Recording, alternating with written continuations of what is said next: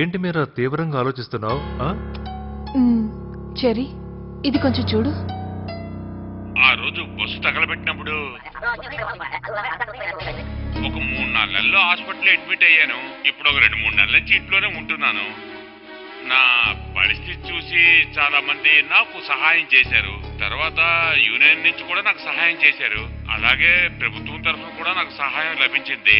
అందువల్ల నేనేదో బాగున్నట్టు మీకు కనిపిస్తుంది. ఇప్పుడు నేను బాగానే బతుకుతున్నాను. అసలు ఎవరు మమ్మల్ని పట్టించుకోవడం లేదయ్యా. ప్రభుత్వం వాళ్ళు కూడా సహాయం చేయలేదయ్యా.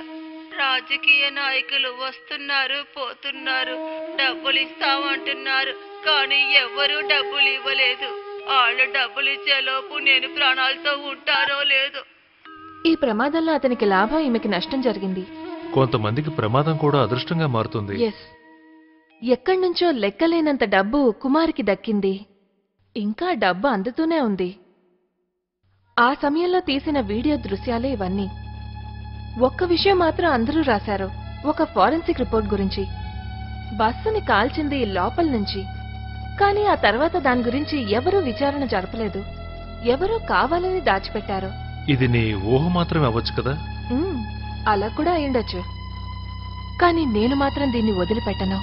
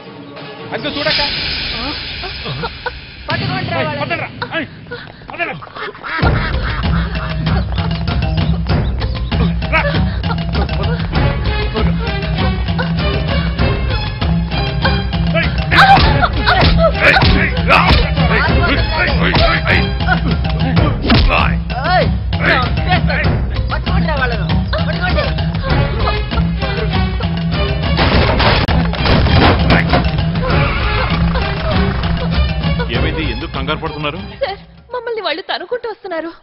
ఎవరు వాళ్ళంతా? తెలీదు, మేము కవరేజ్ కోసం వచ్చి మమ్మల్ని తరుగుతున్నారు. న్యూస్ కవరేజ్ పేరుతో మీరు ఇంకేదైనా చేసుంటారు, అందుకే వాళ్ళు తరుముతున్నారు. సరే, జీప్ ఎక్కండి. వద్దు సార్, థ్యాంక్స్. మీరు ఎంత పరిగెత్తినా వాళ్ళు మిమ్మల్ని వదిలిపెట్టాలా లేరు. మీరు ఎక్కడికని పరిగెడతారు? ఎక్కండి. మీరా? నో సార్, వద్దు. ఇలా వీధులు అంటే పరిగెట్టాలని రాసుంటే ఎవరు మాత్రం ఏం చేయగలరు? 1 minute. మీలా పరిగెత్తే వాళ్ళ కోసం పీటీ ఉషా ఒక ట్రైనింగ్ స్కూల్ ఓపెన్ చేశారట. This is general information. మీకు ఇంట్రెస్ట్ ఉంటే వెళ్ళి చేరండి.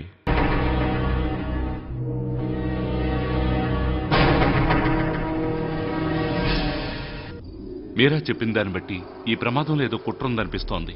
అవును, ఇది మనమే చేసామని మనల్ని నమ్మించారు. ఇది వేరే ఎవరైనా